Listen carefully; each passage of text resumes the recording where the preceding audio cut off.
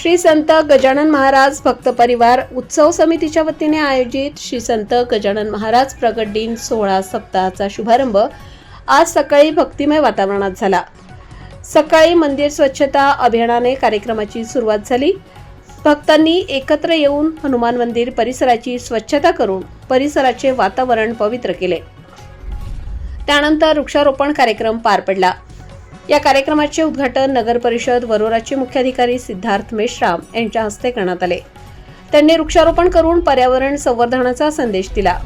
या प्रसंगी सामाजिक कार्यकर्ते आशिष ठाकरे, भक्त परिवाराचे अध्यक्ष विनोद भाऊ हुसुकले, राहुल डागमवार, दत्ता तडस, नितीन नरडे, दीपक वरुडकर, मधुकर वरुडकर, किशोर उत्तरवार, अमोल पारोधे, रुपेश बेदुरकर, संजय राम, रमेश देवलकर तसेच समितीचे पदाधिकारी व अनेक भक्त उपस्थित होते।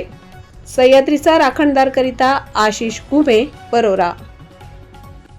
आजपासून सकाळी 8:30 वाजता स्वच्छता अभियान राबवण्यात आलेलं आहे आणि आता 10:30 वाजता शिवसाहेब नगराध्यक्ष यांच्या हस्ते वृक्षारोपण पण झालेलं आहे।